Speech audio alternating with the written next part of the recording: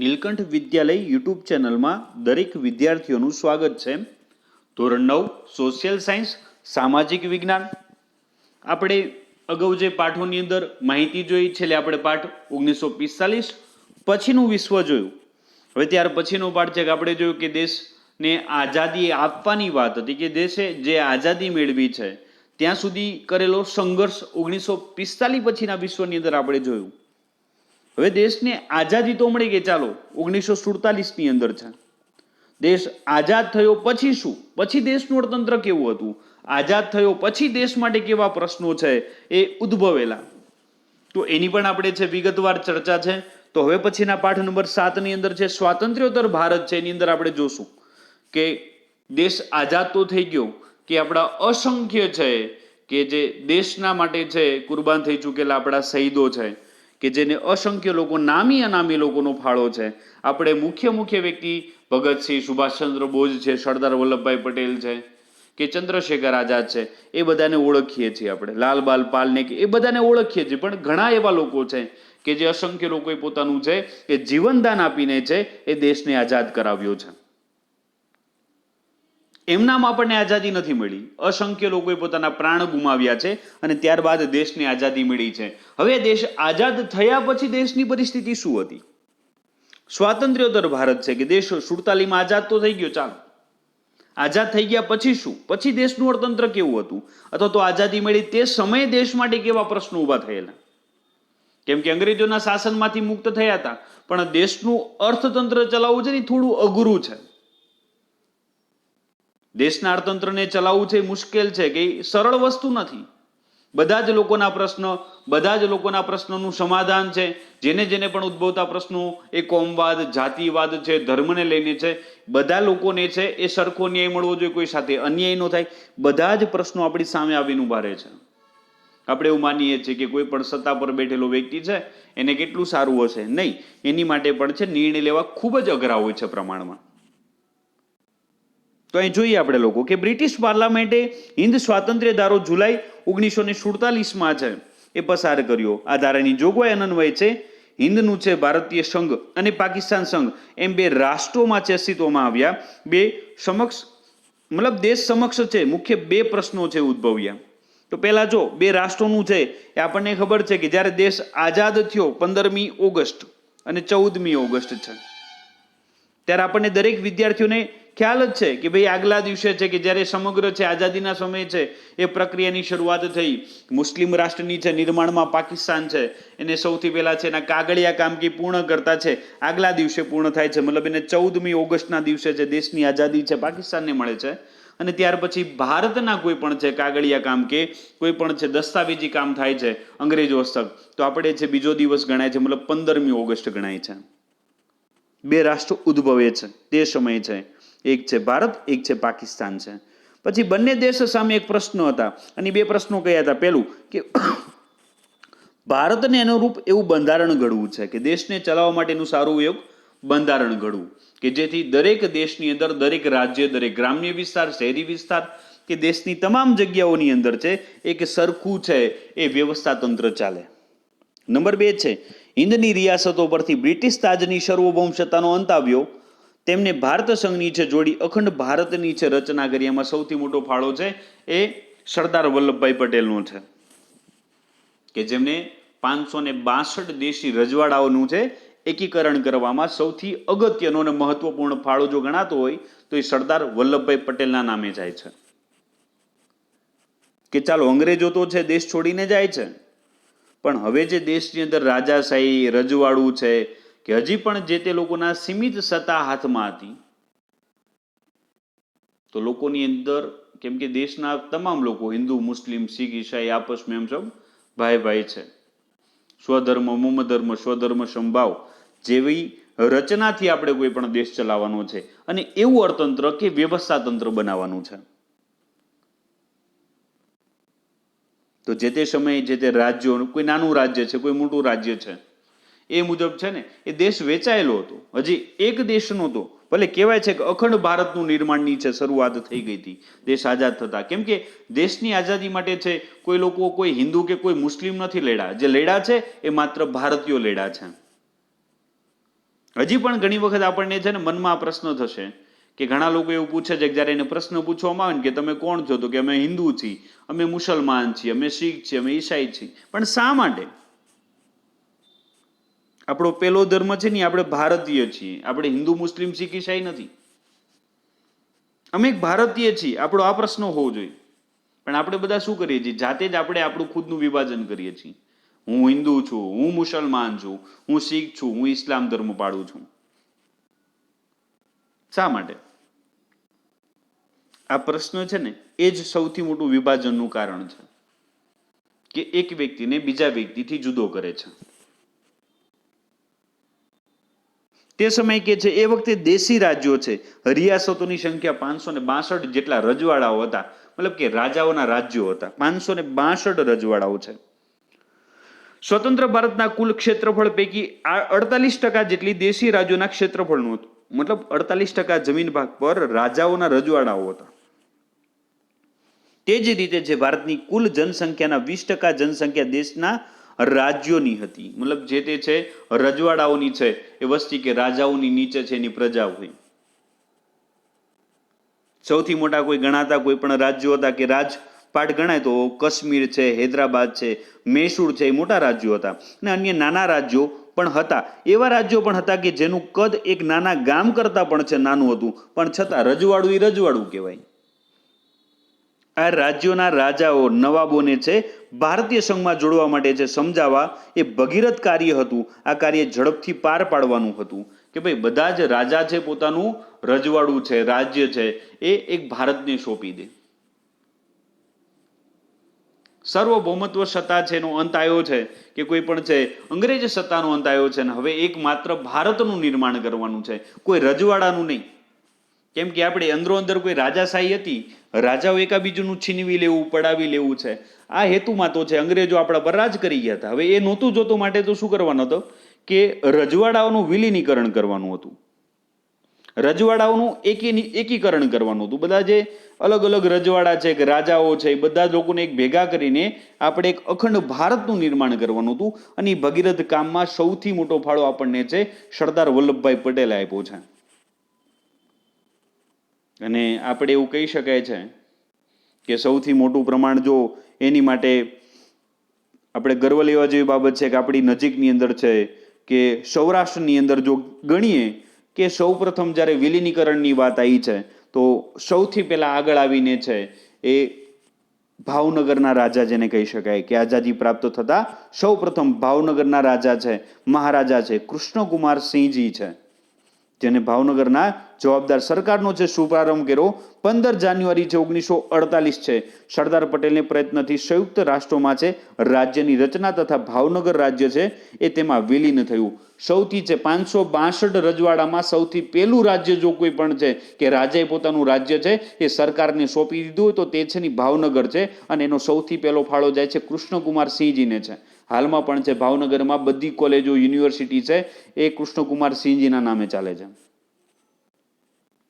સૌથી પહેલા કોઈ પણ વિલીનીકરણ થયું, એકીકરણ થયું છે કોઈ પણ રાજ્યનું કે રજવાડાનું છે તો એમાં છે એવું કહેવાય છે કે કૃષ્ણકુમાર સિંહજીએ પોતાના ઘરાણા કે પોતાના પત્નીના ઘરાણા શીખે પણ સરકારના હાથમાં મૂકી દીધા હતા કે જાઓ, હું સૌથી પહેલા મારું બધું જ રજવાડું છે, રાજ્ય છે કે પ્રજા છે એ હું સરકારને સોંપું છું, અને હું સરકારની જે પણ છે નવા કોઈ વ્યૂહરચના વ્યવસ્થા તંત્ર છે એનો હું પહેલો સહભાગીદાર બનું છું.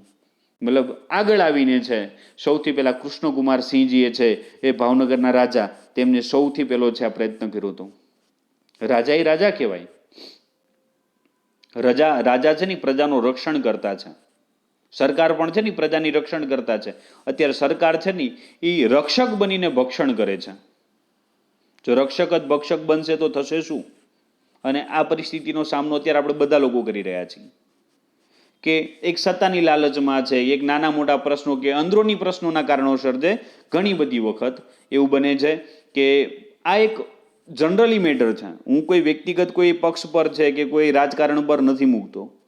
હું એક એઝ અ ટીચર તરીકે એક વિદ્યાર્થીઓને સમજણ આપું છું કે મોટા ભાગે શું થાય છે કે ભાઈ એકાબીજી પક્ષપાત છે કોઈ પણ છે નાની મોટી પાર્ટીઓના કોઈ પણ પ્રશ્નોના કારણો, અંગત પ્રશ્નોના કારણોસર જે ઘણી વખત પબ્લિક છે, પ્રજા છે એને એના માટે હેરાન થવું પડતું હોય છે.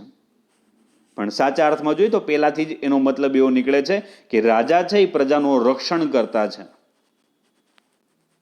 અને એવા રક્ષણ કરતા કૃષ્ણકુમાર સિંહજી છે, જેમને છે સૌપ્રથમ ભાવનગર પોતે છે એ વિલીનીકરણમાં સૌથી પહેલા છે આગળ આવીને પોતે સરદાર પટેલના હાથમાં સોંપી દે છે સત્તા કે ચાલો મારું ભાવનગર છે આજથી આ સરકારનું બનશે. ત્યારબાદ કહેવાય છે કે રાજ્યમાં ભાવનગર રાજ્ય છે તેમાં વિલીન થઈ ગયું. 15 ફેબ્રુઆરી છે 1948ના દિવસે છે. શુભારંભ છે 15 જાન્યુઆરી છે 1948. ફેબ્રુઆરીમાં છે એનું બધો જ હસ્તાક્ષેપ થઈ ગયો છે. સૌરાષ્ટ્ર રાજ્યની આ ઘટનાને છે જવાહરલાલ નહેરુએ છે સમકાલીન ઇતિહાસનું સૌથી વિશેષ નોંધપાત્ર એકીકરણ ગણાવ્યું છે.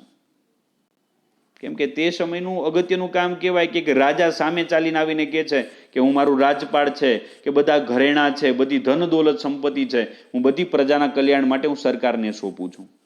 એવું કહેવાય છે કૃષ્ણકુમાર સિંહજીએ પોતાના પત્નીના ઘરેણા શીખે પણ છે ને ખુલ્લા મૂકી દીધા હતા. એ રાજપાટ શીખે છે એ આપી દીધું હતું કે ભાઈ ચાલો તમે પ્રજાનું રક્ષણ કરો. અમારી ક્ષત્રિય ધર્મની છે ફરજ હતી કે પ્રજાનું રક્ષણ કરવું. આજ સુધી અમે કર્યું છે, હવે તમે પ્રજાનું રક્ષણ કરશો. એવી જવાબદારી છે એ સરકારને છે એ કૃષ્ણકુમાર સિંહજીએ સોંપી હતી. સ્વતંત્રતા છે મેળવ્યા બાદ છે તત્કાલીન છે નાયબ પ્રધાન વડાપ્રધાન છે અને ગૃહપ્રધાન સરદાર વલ્લભભાઈ પટેલે છે દેશી રાજ્યોને અપીલ કરી કે તેમના શાસન હેઠળની પ્રજા અને ભારતીય સંઘના હિતમાં તેઓ પોતાના રાજ્યોને સ્વેચ્છાએ ભારતીય સંઘમાં જોડવા સંમતિ આપે. મતલબ બધા રાજ્યોને છે, મતલબ કે રાજાઓને છે એમને સમજાવ્યા કે બધા પોતપોતાના રાજ્યો છે કે રજવાડાઓ છે, હા એમની બધી જવાબદારીઓ એમની માટે છે કે હવે રાજા મજૂરી કરવા ન જાય કે રાજાના કુટુંબના લોકો, એમની બધી જરૂરિયાત એમની બધી જવાબદારી છે જે તે સરકાર ઉપાડે છે, પણ રાજ્ય છે જે તે છે એ સરકારના અંતર્ગત છે એ જાય તેવો પ્રયત્ન સરદાર વલ્લભભાઈ પટેલે કર્યો. સરદાર વલ્લભભાઈ પટેલનું માનવું એવું હતું કે બધા જ રાજ્યોનું એકીકરણ થવાથી, મતલબ રજવાડાઓનું એકીકરણ થવાથી ભારત અખંડ ભારતનું એક નવનિર્માણ થશે અને એમને કરી બતાવ્યું એ વસ્તુ. તો શરૂઆતમાં 562 રજવાડાઓમાંથી છે એ 559 રજવાડાઓ એક સાથે એકીકરણમાં છે ને મતલબ એગ્રી થઈ ગયા, તૈયાર થઈ ગયા કે ચાલો અમે અમારા રજવાડા રાજાશાહી છે એ અમે તમને આપવા માટે તૈયાર છીએ, તમ તારે આ દેશનું ભલું કરો, આ પ્રજાનું તમે રક્ષણ કરો. વિલીનીકરણની પ્રક્રિયા આરંભી. રાજા રજવાડા એક મજબૂત છે અખંડ અને સમૃદ્ધ ભારતનો છે એ પાયો નાખવામાં પોતાનો સહકાર આપે તેમ જણાવ્યું. તેમના હકો અને હિતોના રક્ષણની પણ સરદાર પટેલે ખાતરી આપી. મેં તમને શું કીધું? રાજા કઈ મજૂરી કરવા ન જાય, જે રાજા છે પોતે એની જરૂરિયાત છે, એની દાસીત્વ પણ મતલબ જે પણ એને નોકર ચાકર છે, એની સંપત્તિ છે, એની જરૂરિયાત છે કે એની જ્યાં સુધી છે વંશ પરંપરાગત ચાલશે ત્યાં સુધી એને જરૂરિયાતનો બધો જ રકમ કે ફાળો, કેમ કે રજવાડા આખા આપી દઈ દીધા તો સરકાર માત્ર એની જરૂરિયાત પૂરતું એને ન આપી શકે તો એ નકામું છે ને. સરદાર પટેલે એ પણ ખાતરી આપી કે દરેક રાજા છે એની તમામ જરૂરિયાત છે કે એની દરેક બાબતની છે એ પૂરતી છે, ખાતરી આપે છે કે એને કોઈ દિવસ કોઈ પ્રોબ્લેમ નહીં આવવા દે.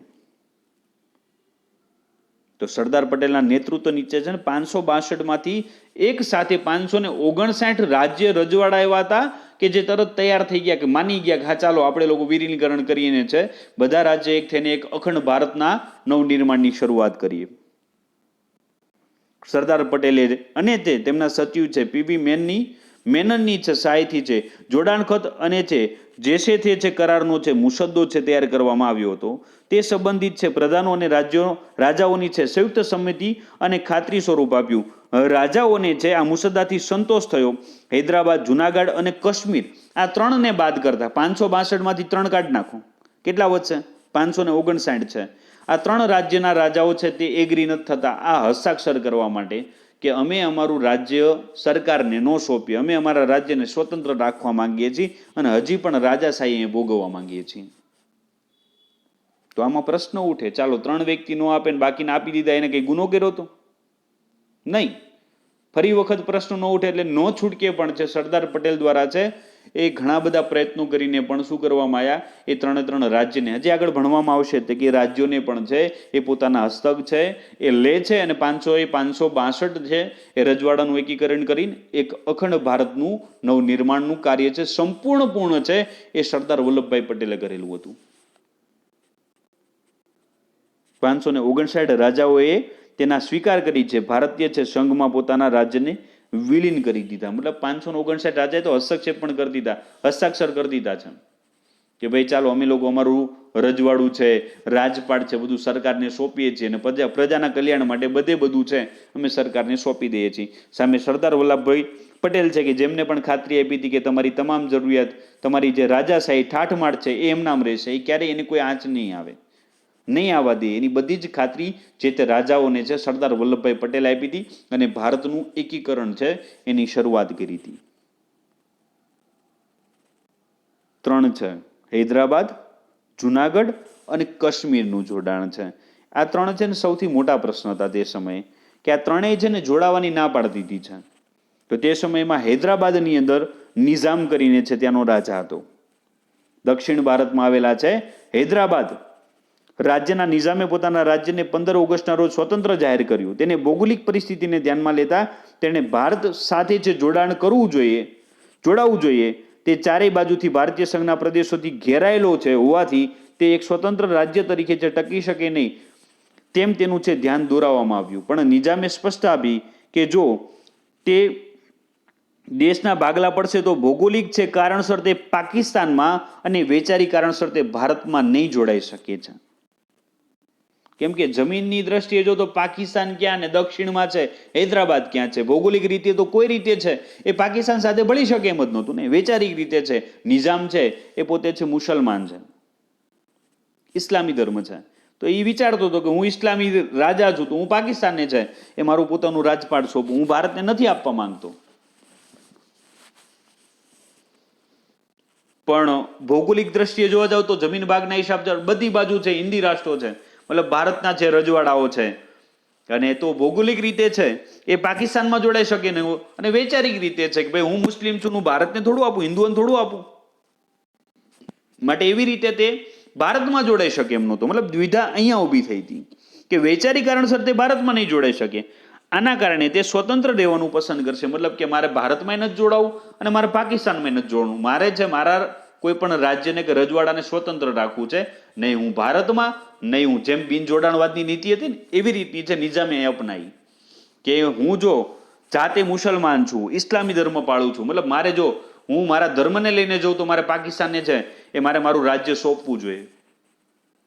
અને ભૌગોલિક દ્રષ્ટિએ જોવા જઈએ તો ભારત અને પાકિસ્તાન મતલબ કે હૈદરાબાદ અને પાકિસ્તાનનો છેડો મળતો જ નથી ક્યારેય પણ છે, તો હું કોઈ પણ રીતે છે ભૌગોલિક ભાગથી છે એ પાકિસ્તાનને ટેકો કરી શકે એમ નથી. મતલબ એની કરતા બે એવું છે કે આમાં ન જોડાવું કે આમાં જોડવું, કેમ કે હું ભૌગોલિક દ્રષ્ટિએ છે ભારત સાથે છે પાકિસ્તાન સાથે જોડાઈ શકું એમ નથી, અને વૈચારિક રીતે હું ભારત સાથે જોડાઈ શકે એમ નથી. મતલબ હું મારા રાષ્ટ્રને કેવું કરવા માંગુ છું કે રજવાડાને સ્વતંત્ર, નહીં ભારતનું નહીં પાકિસ્તાનનું, આવો નિર્ણય નિઝામે લીધો. હવે પ્રશ્ન અહીંયા થઈને ઉભો રહેશે કે સ્વતંત્ર રહેવાનું પસંદ કરશે. નિઝામને છે સમજાવવા વાટોઘાટો શરૂ કરી. નિઝામ વતી છે વાટોઘાટો કરનાર ને છે સરદાર પટેલે છે સ્પષ્ટ જણાવ્યું કે હૈદરાબાદની જનતા ભારતીય સંઘમાં ભળે તેમાં જ સૌનું હિત છે. નિઝામના અધિકારી અને સેનાએ છે પ્રજા પર છે અત્યાચાર છે ગુજારવાનું ચાલુ કર્યું, કેમ કે પ્રજા હતીની હિન્દુ પ્રજા હતી, રાજા મુસલમાન પણ પ્રજા કઈ હિન્દુ. તો એને શું કર્યું નિઝામે છે એ ભારતીય હિન્દુ જે પણ છે ત્યાંની રહેલી એની પ્રજા છે એની પર છે એને જુલ્મ ગુજારવાનું શરૂ કર્યું, જે સરદાર પટેલથી સહન ન થયું. આ સ્થિતિ અસહ્ય બનતા પરિસ્થિતિ તંગ આવીને છે ભારત સરકારે છે એ પોલીસ પગલું ભરીને હૈદરાબાદને છે ભારતીય સંઘમાં છે એ ભેળવી દીધું છે. 18 સપ્ટેમ્બર 1948 નિઝામે શરણાગતિ સ્વીકારી છે. નિઝામને છે તેના હિતોના રક્ષણની છે બાંહેધરી આપી. આમાં કનૈયાલાલ મુનશીએ અગત્યની ભૂમિકા ભજવી. ત્યારબાદ છે રાજ્યની પુનર્રચના 1956માં થતા હૈદરાબાદ રાજ્યને આંધ્રપ્રદેશમાં સમાવી લેવામાં આવ્યું.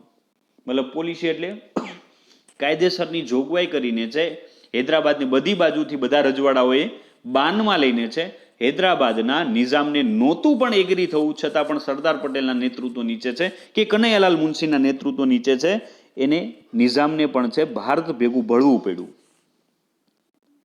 આવી રીતે હૈદરાબાદનું પણ એકીકરણ થયું, વિલીનીકરણ છે એ ભારતમાં થયું. મતલબ 560 રજવાડા થયા.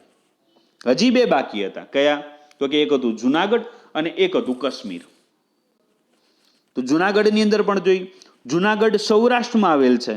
તેના નવાબે પોતાના રાજ્યને પાકિસ્તાન સાથે જોડાણ ખત લખી આપ્યું કે ભાઈ હું જુનાગઢને પાકિસ્તાનમાં લખું છું. એને તો સ્પષ્ટ લખી જ દીધું, નિઝામ ગોળે નહીં, કે ભાઈ હું ભૌગોલિક રીતે છે પાકિસ્તાનમાં છે, મતલબ ભૌગોલિક દ્રષ્ટિએ હું પાકિસ્તાન સાથે ભળી શકું એમ નથી, અને વૈચારિક દ્રષ્ટિએ નિજામ એની રીતે સાચો હતો કે હું એક મુસલમાન છું, ઇસ્લામી ધર્મ છે, એટલે મારે પાકિસ્તાન સાથે ભળવું જોઈએ, મારા ધર્મના લોકો સાથે ભળવું જોઈએ. આને તો એવું કંઈ નહીં, આને તો સીધું શું કીધું જુનાગઢ માટે છે નવાબે કે ભાઈ હું પાકિસ્તાનને જ સીધો મત આપું છું, જુનાગઢ છે પાકિસ્તાનનું જેવું લખી આપ્યું એને. પાકિસ્તાને મંજૂરી આપી દીધી, મતલબ એને લખાણ કરીને છે જોડાણ ખત લખી આપ્યું, પાકિસ્તાને મંજૂરી પણ આપી દીધી કે મુંબઈમાં છે જુનાગઢના નાગરિકોએ જુનાગઢને ભારતીય સંઘમાં જોડવા માટે છે આરજી હુકુમતની સ્થાપના કરી. સૌરાષ્ટ્રના લગભગ તમામ રાજ્યોએ છે અને છે લોકોએ છે નવાબના પાકિસ્તાન સાથેના જોડાણનો વિરોધ કર્યો. નવાબના શાસકોએ છે જુનાગઢ રાજ્યની છે રયતને ત્રાસ આપવા માંડ્યો, મતલબ ત્યાંના રહેવાસી, મતલબ ત્યાંના લોકોને છે જેમ નિજામે આપ્યો તેવી જ રીતે છે આ લોકોએ પણ પબ્લિકને છે ત્રાસ આપવા માંડ્યો. માંગરોળ અને છે માણાવદરે છે ભારતમાં જોડાવાની ઈચ્છા જાહેર કરતા તેના રક્ષણ માટે ગોઠવાયેલ ભારતીય સૈન્યો અને નૌકાદળે છે જુનાગઢ ફરતે છે ઘેરો ઘાલ્યો, મતલબ કે ફરતેથી બધી બાજુથી એ આપણા સૈન્ય બળે છે જુનાગઢને ઘેરી લીધું. જુનાગઢના નવાબ પાકિસ્તાન ચાલ્યા ગયા અને ભારતે જુનાગઢનો છે કબજો લીધો. હવે એને ખબર પડી કે નવાબને બધી બાજુથી મને ઘેરી લીધો છે ભારતીય કે હિન્દી સરકારે છે, અને હવે આક્રમણ કરીને છે હમણાં મારી પર વિજય મેળવી લેશે, અને અંતે શું કરશે સરકાર દ્વારા છે પોલીસી પગલાં લઈને છે એ મારો ખાતમો કરે એ પહેલાં શું કર્યું, એને જુનાગઢ છોડીને નવા પોતે ભાગી ગયો ત્યાંથી. 9 નવેમ્બર 1947 પછી છે લોકમત લેવાય જેમાં પ્રચંડ બહુમતીએ છે ભારત બળવાની તરફેણ કરતો પોતાનો છે મત આપ્યો, મતલબ ત્યાંની પબ્લિક. પછી પણ છે આપણે કોઈ એવું નથી કર્યું કે ફરજિયાત જુનાગઢને લઈ લેવું, કેમ કે જુનાગઢની પ્રજા પણ એ જ વિચારતી હતી કે અમારે શેમાં બળવું છે, ભારતમાં બળવું છે.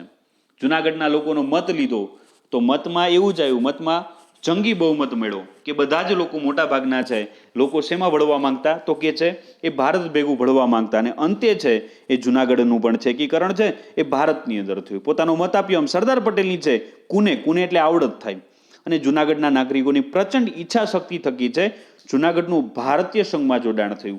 આવી રીતે 561મું રાજ્ય પણ છે સરદાર પટેલે પોતાના નેતૃત્વ નીચે છે એ ભારતના સંઘ જોડાણની અંદર તેને જોડી દે છે.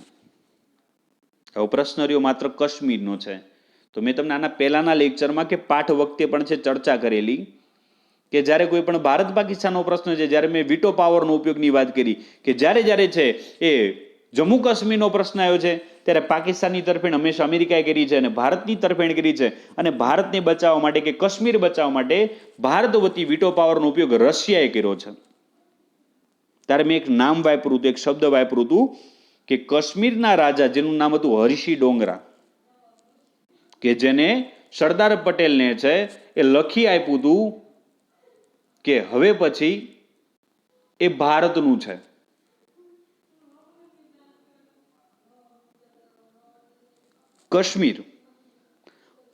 કાશ્મીરના મહારાજા હર્ષી ડોંગરાએ છે ભારત સાથેના છે જોડાણ ખત પર છે સહી કરેલ ન હતી. આ દરમિયાન કાશ્મીર પોતાની સાથે છે જોડાઈ જાય તે માટે છે પાકિસ્તાને છે કાશ્મીર પર છે આક્રમણ કર્યું.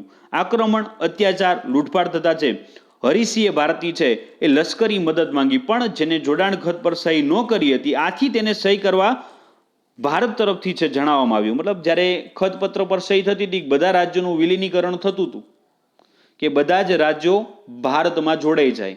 562માંથી 559 રજવાડાઓ છે એ ભારત સાથે જોડાઈ જાય છે, જ્યારે એક રજવાડું 3 રજવાડા હતા કે જેને છે ભારત સાથે જોડાવાની ના પાડેલી હતી. તો એમાંના 3 કયા હતા તો આપણે જોયું જુનાગઢ છે, કાશ્મીર છે, આગળના ટોપિક આપણે જોયા, અને હૈદરાબાદ છે કે જે ભારત સાથે મતલબ 559નું વિલીનીકરણ થયું, 3 રાજ્યોનું વિલીનીકરણ થયું નહોતું. તો આ 3 રાજ્યમાંથી 2નું વિલીનીકરણ થયું. હવે એક વિલીનીકરણમાં બાકી હતું અને તે કયું હતું તો કે કાશ્મીર. તો ખતપત્રમાં સહી નહોતી કરી એટલે સરદાર વલ્લભભાઈ પટેલે ચોખ્ખી ના પાડી, કેમ કે પાકિસ્તાને જ્યારે કાશ્મીર પર આક્રમણ કર્યું ત્યારે એને સૈન્ય બળની જરૂર પડી, મદદની જરૂર પડી. તો સૈન્ય બળ કે એની મદદની જરૂર પડી ત્યારે મદદ માટે સરદાર વલ્લભભાઈ પટેલ પાસે હરીસિંહ ડોંગરા આવે છે. તો હરીસિંહ ડોંગરાને જણાવવામાં આવે છે કે તમે પેલા ખતપત્ર પર સહી કરો કે અમે તમને મદદ કરવી, પણ તમે લખી આપો કે કાશ્મીરને બચાવવામાં ભારત સૈન્યને હું અત્યારે તમારી સામે મોકલી દઉં. પણ તમે એક ખતપત્રમાં સહી કરી દો કે હા આ યુદ્ધ પછી કાશ્મીર છે એ ભારતનું ગણાશે,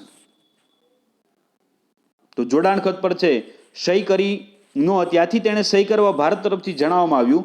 હરીસિંહે છે તાબડતોડ જોડાણ ખત પર સહી કરી.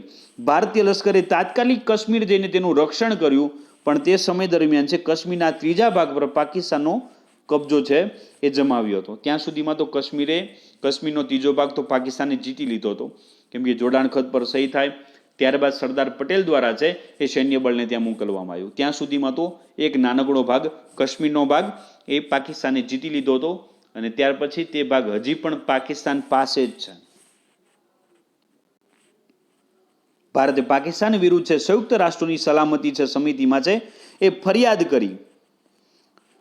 કરી છે. સલામતી સમિતિએ યુદ્ધ વિરામ કરવાનું જણાવ્યું. હજુ આજે પણ જમ્મુ કાશ્મીર અને લદ્દાખ જે કેન્દ્ર શાસિત પ્રદેશના કેટલાક ભાગ ઉપર પાકિસ્તાનનો અંકુશ છે, જે ત્રીજા ભાગનું જીતી લીધું હતું એમાંના ઘણા વિસ્તાર પર છે પાકિસ્તાનનો હજી અંકુશ છે, પરંતુ છે તે પ્રદેશ કાયદેસર રીતે જે ભારતનો ભાગ છે, કેમ કે હરીસિંહ ડોંગરાએ તે ભાગને લખી આપ્યો હતો કે હા યુદ્ધ પછી કે યુદ્ધના પૂર્ણ વિરામ પછી કે જ્યારે તમે કાશ્મીરને કે કાશ્મીરની પ્રજાને બચાવી લો છો, પછી સરદાર પટેલ હસ્તક તેમને છે ખતપત્રમાં સહી કરી હતી કે કાશ્મીરને હું કોની તરફેણમાં લખી આપીશ તો કે ભારત તરફેણમાં છે. યુદ્ધ વિરામ પછી કાશ્મીર ભારતનું છે એવું હરીસિંહ ડોંગરાએ છે એ ખતપત્રમાં લખી આપ્યું હતું. એ હકીકત છે એ નિર્વિવાદ છે અને છે ભારત પાકિસ્તાન વચ્ચેના સંબંધોમાં આજે પણ છે એ સળગતો પ્રશ્ન છે કે કાશ્મીર કોનું છે. આમ 1948ના અંત પહેલા છે ભારતના છે રાજકીય એકતા સિદ્ધ થઈ તથા ઐતિહાસિક એવી છે અહિંસક ક્રાંતિ સર્જાઈ, જેવું કહી શકાય કે જેમાં 562 રજવાડાઓનું વિલીનીકરણ થઈને છે એક નવા અખંડ ભારતનું છે સરદાર પટેલ હસ્તક છે એ નિર્માણ થયું, અને અખંડ ભારતના એક નવા સર્જન તરીકે છે સૌથી મોટું જો કોઈ ફાળો હોય તો સરદાર વલ્લભભાઈ પટેલનો છે. આવી રીતના દેશની આઝાદી પછી 1948 સુધીમાં છે એક અખંડ ભારતના નવનિર્માણ છે ની રચના પૂર્ણ થઈ ચૂકી હતી, અને એક નવા ભારતનું સૂર્યોદય છે એ થવાનો હતો. કે ભારતની અંદર છે ભારતના બધા જ રાજા રજવાડાઓ છે એક થઈ ચૂક્યા હતા, અને ભારતના નવા નિર્માણનો એક સૂર્યોદય થઈ ચૂક્યો હતો, અને ભારત હવે સંપૂર્ણપણે છે ને આઝાદ હતું.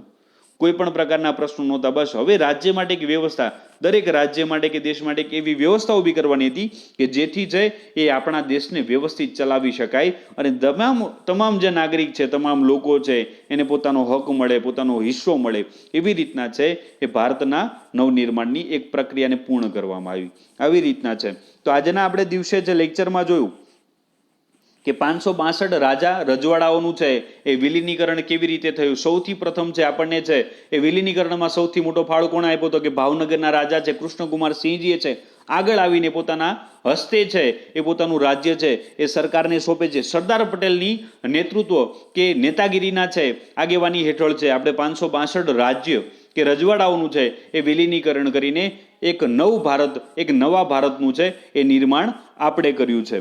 હવે પછી આપણે જોશું ફ્રેન્ચ અને પોર્ટુગીઝ હસ્તકના છે એ સંસ્થાનોનું ભારતીય સંઘમાં જોડાણ કેવી રીતે થયું. તો હવે પછીના આપણે છે કોઈ લેક્ચરોની અંદર છે ફ્રેન્ચ અને પોર્ટુગીઝ છે હસ્તકના સંસ્થાનો છે એનું ભારતીય સંઘમાં જોડાણ છે. હવે પછીના લેક્ચરમાં આપણે લોકો એના વિશે એક માહિતી પણ મેળવશું.